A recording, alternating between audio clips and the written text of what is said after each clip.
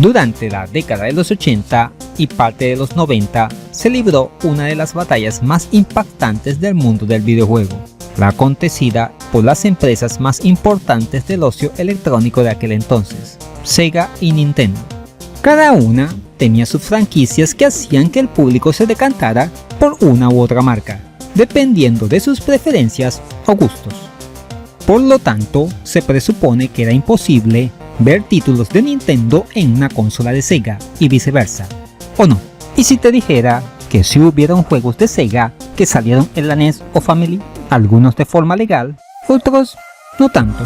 Así que hoy veremos la extraordinaria historia de cómo llegaron a salir títulos de la compañía del logo azul en los circuitos de la gran N, con 3 ejemplos de franquicias muy conocidas. A su vez, le haremos una pequeña comparativa con la consola equivalente, la Master System, a ver qué versión sale mejor parada. Por lo que, sin más preámbulo, comenzamos. Empezamos con el juego del F-14 Tomcat, el conocido Afterburner. Para esta ocasión, Sega cedió sus derechos de publicación a 2 compañías distintas, generando por lo tanto 2 versiones, una para el mercado nipón a manos de Sunsoft para la Famicom y otro para el mercado americano por parte de Tengen, una filial de Atari Games. Lo curioso del caso es que mientras que en Japón el que Sega publicara sus juegos mediante terceros era algo legal, debido a que la Famicom dominaba ese mercado, en Norteamérica Sega tenía mucho más éxito, por lo que Nintendo le negó los permisos necesarios, haciendo que los ports hechos por Tengen a la NES no contaran con la licencia de la compañía de Kyoto, por lo tanto no eran legales, aparte de otros detalles, pero eso ya es otra historia. Seguimos. Analizando la versión americana, nos encontramos ante una adaptación bastante deficiente. Claro, no esperamos una versión impactante dada la superioridad tecnológica del arcade frente a la NES, pero sí un juego que fuera más jugable. Los gráficos son muy básicos, repetitivos y monótonos. Se ha reemplazado el logo de Sega del portaaviones por el de Tengen. El efecto scaling es muy brusco y lo hace mareante, además que esquivar los misiles es un tanto difícil, por lo que este juego no es nada del otro mundo. En comparación, la versión de Sunsoft llamada Afterburner 2 presenta mejoras, aunque no demasiadas, como la inclusión de voces digitalizadas, algunos efectos de rotación y escala en la pantalla de inicio y de Game Over, además de una pequeña intro y poco más. Si lo comparamos con la edición de Master System, tampoco es para tirar cohetes. En lo único que supera a las entregas de NES y Famicom es en el colorido. Aparte de esto, todas son igual de pobres.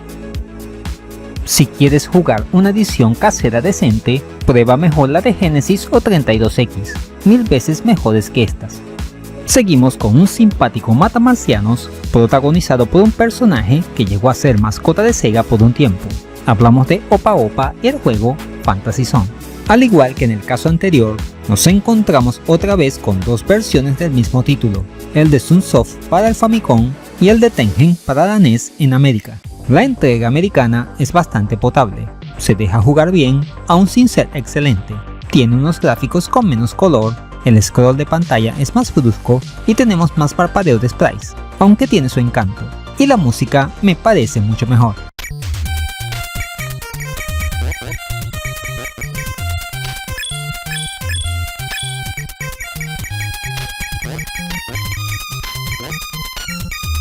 En cambio, la conversión japonesa de parte de Sunsoft tiene un mejor acabado técnico, con muchísimo más colorido en comparación con la de Tengen. Se mueve más suave y el parpadeo de sprites es menor, pero la música, en mi opinión, es de peor calidad.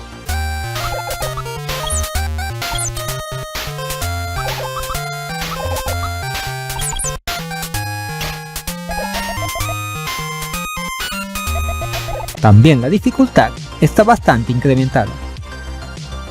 Sin embargo, todas palidecen ante la increíble conversión de Master System, la cual les gana por goleada en todo: un colorido excepcional, un movimiento muy suave y un casi imperceptible flickering, por lo que estamos ante la mejor adaptación del arcade en un sistema de 8 bits de la época. Pero esto no termina aquí, ya que tendríamos segunda parte en la Famicom, esta vez exclusiva de Japón, llamada Fantasy Zone Opa Opa no Namida, o Las lágrimas de Opa Opa en español. Vuelve Sunsoft a adaptar este título, ahora proveniente no de una máquina arcade, sino de la consola rival, la Master System. Estamos ante un excelente port, en donde la desarrolladora nipona se lució dotando de un uso del color bastante alto, en comparación con la entrega anterior. La jugabilidad también se ha mejorado, aunque ahora el juego ofrece un mayor reto. Esto se nota en la gran cantidad de enemigos que salen en pantalla, lo que hace que el rendimiento se resienta. Aún así, mantiene la compostura de una forma bastante digna. Un buen trabajo de parte de Sunsoft. De todas formas, lo siento mucho, pero no tienen nada que hacer ante la espectacular entrega de Master System. Es alucinante lo bien que se ve este juego en la máquina de 8 bits de Sega. La cantidad de colores es abismal, todos los aspectos se han mejorado en relación con la primera parte. La desaparición de sprites apenas y se nota, a pesar de la cantidad de enemigos, no hay ralentizaciones. Además, el apartado musical está muy mejorado, las melodías se escuchan de forma excepcional.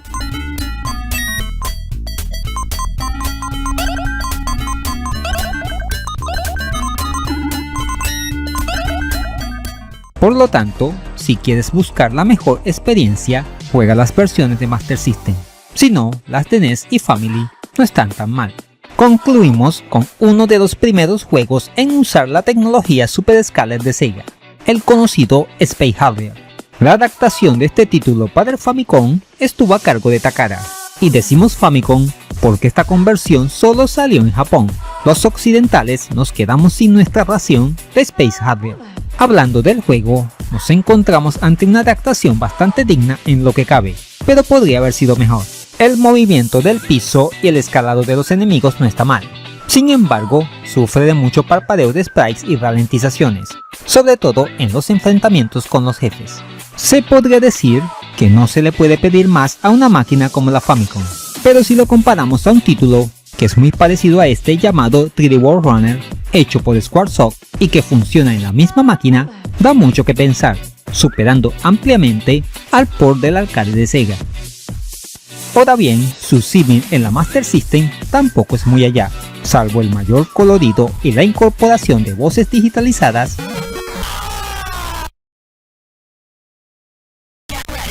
Es un port bastante meh, que pierde mucho la esencia que tenía el original.